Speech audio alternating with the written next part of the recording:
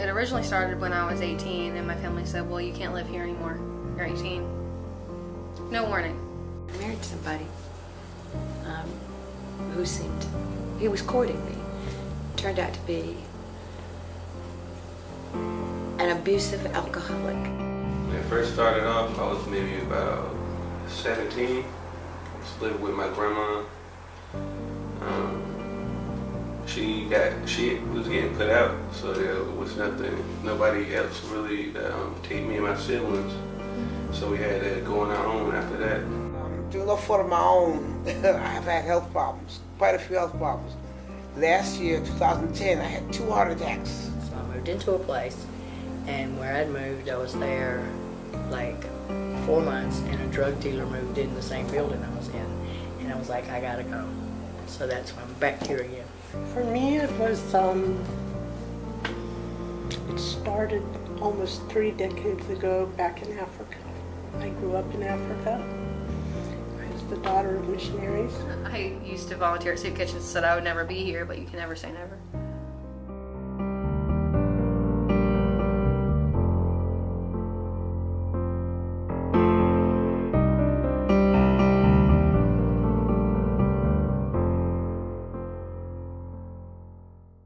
I equate that period of time with what happens to people who are in prisoner of war camps. It builds up slowly and you just get used to it. Some recognize it real fast and get out quickly, and I did not. I was getting kicked out of school. I was getting expelled every year because everything at home wasn't going well. I was facing homelessness, so me having to go to school and do what I'm supposed to do, it wasn't happening because it was too much going on. When I finished high school, I stayed there, and I married a Rhodesian, and we had 2 children. They had a civil war going on, a terrorist war, and after being embroiled in that for 8 years, we had to leave, so we came to the States. My liver has a disease that I got through a blood transfusion. Now I found out my kidneys are failing because of diabetes. My lungs are dying. My heart is dying. So I can say at this point I'm kind of like just existing. I could have stayed where I was. It was taking all my money every month just to keep a roof over my head. Mm-hmm. But I don't want to live around drugs. I'm not going to. When he died, I inherited his debt, the responsibility of the estate, and the responsibility of cleaning things up with the IRS for 2 years of fraudulent tax returns. The unemployment money ran out, and I could not afford to pay my rent. I lost my car, I lost my phone, I lost just everything.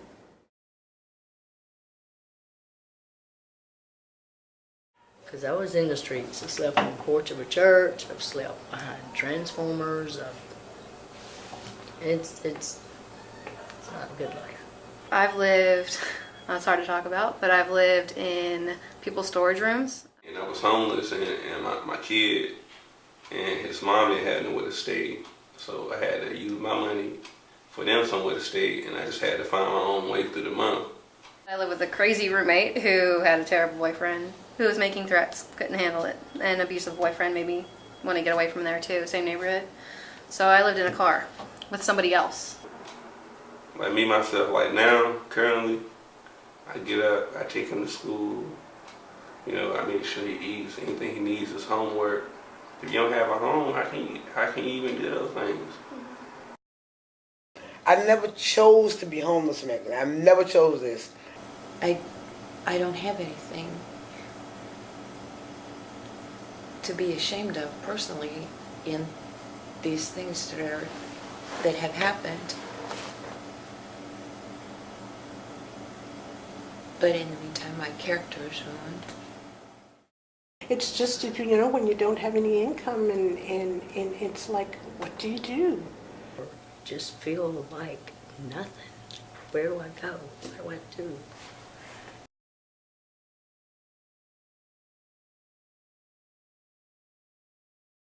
So, but that's my first step, to get me a car and then an apartment.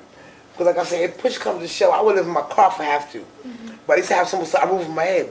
My first step is get me a car and then an apartment. Then I'll be straight. I want to totally like be a completely different person. I don't want to be like rich and famous or anything, but I would like to be stable and just no worries. I'm not looking for a handout. I'm not looking for nobody to pick me up and sit me on a pedestal. Just like a roof over my head that I can afford. I want to have my own apartment, and I want to be able to learn, spend time with my grandchildren.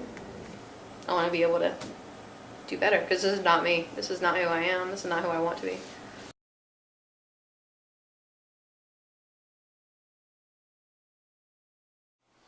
It has something to do with like the whole process. Because if you're not getting good sleep, you can't get up and get ready for work or look for a job. Or even if you're sleeping outside, you don't have clean clothes to go on interviews with. You're hungry, you don't have the energy to look for a job.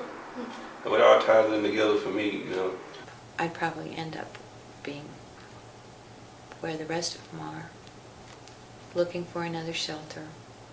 And I know plenty that are living under bridges, in the woods, in tents. They're not safe. Living behind churches.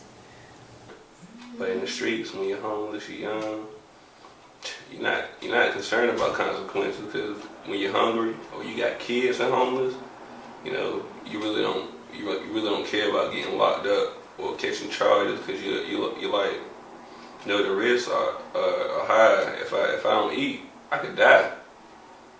There's times that, I don't know about anybody else, but there's been times that I don't care if I live or if I die. I'm in the streets. What do you got? You got nothing. Like I said, I'm at a point in my life right now, I almost want to jump off a bridge. I haven't given up. I'm still there. I'm still in this, and I'm still persevering. After my husband died, I made sure when I went to bed at night that I'd opened the blinds, so when I woke up in the morning, I would see the daylight. And the first thing that would cross my mind was that I was alive. And the world was still out there, and I was still in it.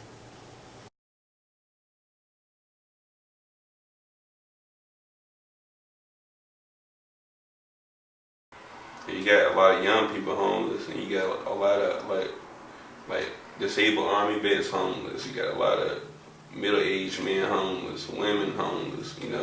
We go through things we shouldn't have to go through because we're homeless, And most of the time, it's not our fault. It's not anybody's fault. It's not my fault.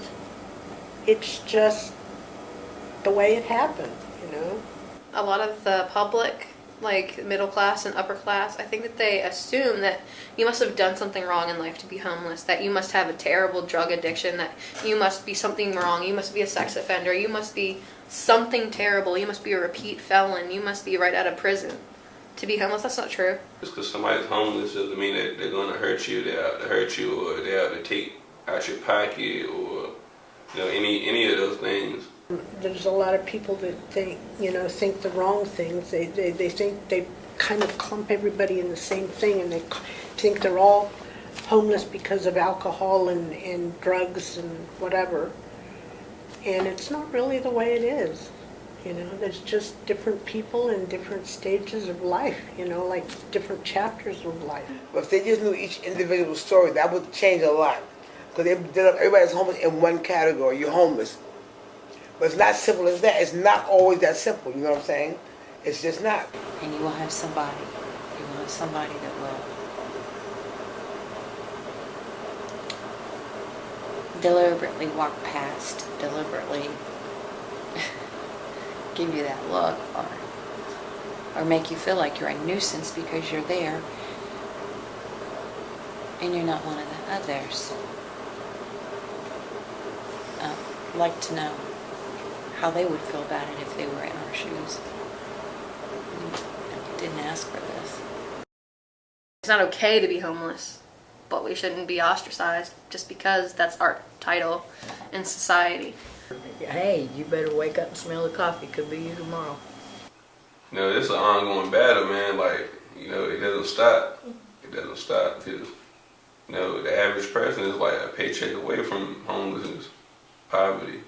I would like to say that, you know, just because we're homeless, we're not bad people, and that we're actually just like them, but we're in a different boat. I mean, we're in a different boat, but we're all cut from the same cloth, and at any moment, that could be them. If their house burned down, or something terrible happened, this could be them. If you see somebody standing with a homeless sign, don't just blow it off like they're lying. Don't shake your head at it like it's not your problem. I get right up on that soapbox. And I'd say, wake up, America. Wake up. There are children who are hungry, and they've been hungry for a long time. There are children and women who are being beaten. There are people sleeping on the streets without blankets. There are people who don't have enough food. There are people out in the rain. Somebody's beating that person. Somebody's beating a child. Do you want to walk by and not do something about it? Just say a prayer for us, that's it. That's not what the country can do for you, but what you can do for your country. Thank you, John F. Kennedy.